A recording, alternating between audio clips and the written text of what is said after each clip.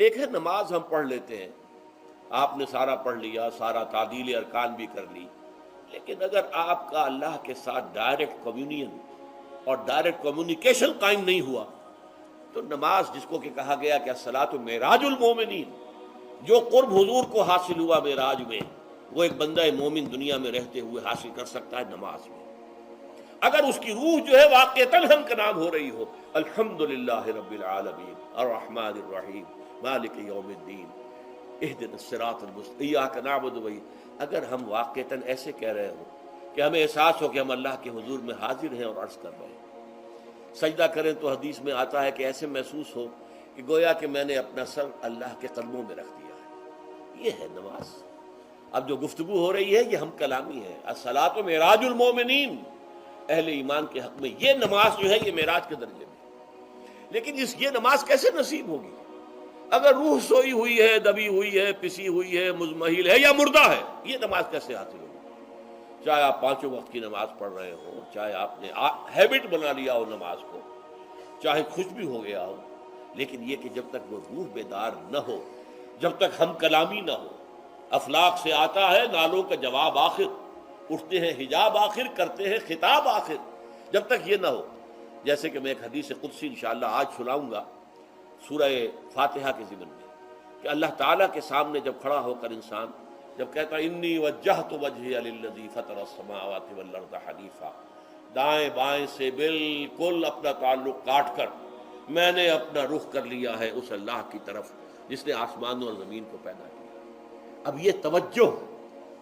وجہ تو اگر یہ تو ہے چہرہ تو ہم نے کر دیا خانہ کعبہ کی طرف، اندر سے ہماری روح متوجہ نہیں ہوئی، وہ سوئی پڑی ہوئی، اسے پتہ ہی کچھ نہیں کہ کیا ہو رہا ہے، تو اس صورت میں وہ کیا ہے؟ ظاہری بات تو پوری ہو گئی، نماز کا ثواب ہو جائے گا، فرض کی ادائیگی کا ثواب مل جائے گا، لیکن وہ اصل نماز تو حاصل نہیں ہوتی۔ یہ ہے وہ بات کہ وَإِذَا سَأَلَكَ عِبَادِي عَنِّي فَإِنِّي قَرِيبٌ، اے نبی جب میرے بندوں کی روحیں بیدار ہو جائیں، توانا ہو جائیں، حیات تازہ سے وہ ہم کنار ہو جائیں، اور پھر وہ میرے بارے میں پوچھیں، وہ میرا تقرب حاصل کرنا چاہتے ہیں، تو آپ سے پوچھیں تو کہیے میں قریب ہی ہوں، اجیب دعوت الداع اذا دعان، یہ ہے وہ دعا، میں ہر پکارنے والے کی پکار، ہر دعا کرنے والے کی دعا کو سنتا ہوں، قبول کرتا ہوں، جواب دیتا ہوں جہاں کہیں بھی مجھے پکارے، اذا دعان۔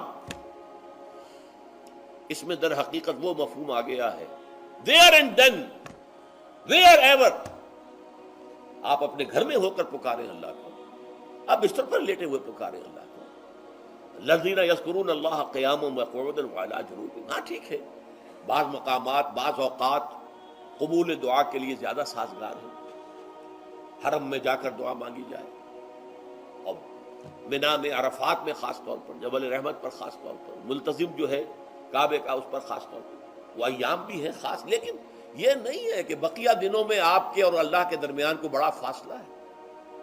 یہ سارا دنیا میں مشرکانہ نظاموں نے تصور پیدا کیا، اللہ تو دور ہے دور ہے دور ہے دور ہے، پاک ہے پاک ہے پاک، تم ناپاک ہو ناپاک ہو ناپاک ہو، اور تم تو بڑی پستی میں پڑے ہو، تم اللہ سے براہ راست ہم کلام نہیں ہو سکتے۔ کوئی درمیانی چاہیے، کوئی لنکس چاہیے، کوئی پجاری ہوگا، کوئی پروہت ہوگا، کوئی پنڈت ہوگا، کوئی پیر ہوگا، کوئی پادری ہوگا، کوئی پوپ ہوگا، اس کے ذریعے سے تم اللہ سے ہم کلام ہو، خود نہیں۔ اور جب ذریعے بیچ میں آ گئے تو ان کی مٹھی گرم کرو، ان کی چاپلوسی کرو، ان کو بھی جو ہے چادریں چڑھاؤ، ان کو نذرانے پیش کرو، یہ ہے بدترین ایکسپلائٹیشن جو مذہب کے ذریعے سے نوع انسانی کی ہوئی ہے۔ یہ دو ایکسپلائٹیشن دنیا میں ہوئی ہے تاریخ انسانی میں، ایک بادشاہوں کی طرف سے خراج دو ہمیں، محنت تم کرو گے کھیت میں، آدھا حصہ ہمارے پاس آئے گا، ہم عیش کریں گے، ہم سٹینڈنگ آرمیز رکھیں گے تاکہ ذرا تم بغاوت کرو تو تمہارا سر کچل دیا جائے۔ یہ ایکسپلائٹیشن بدترین، مانگنے والا گدھا ہے، صدقہ مانگے یا خراج۔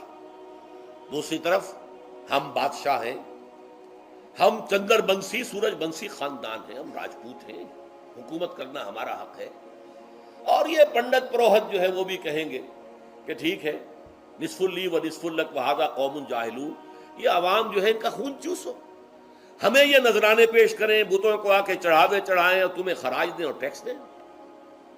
They are to be exploited. Exploit ہو رہا. اسلام نے آ کر دونوں کا خاتمہ کیا. کوئی ملوکیت نہیں. زکوٰۃ ہے تو غربا کے لیے، بادشاہ کے لیے نہیں ہے.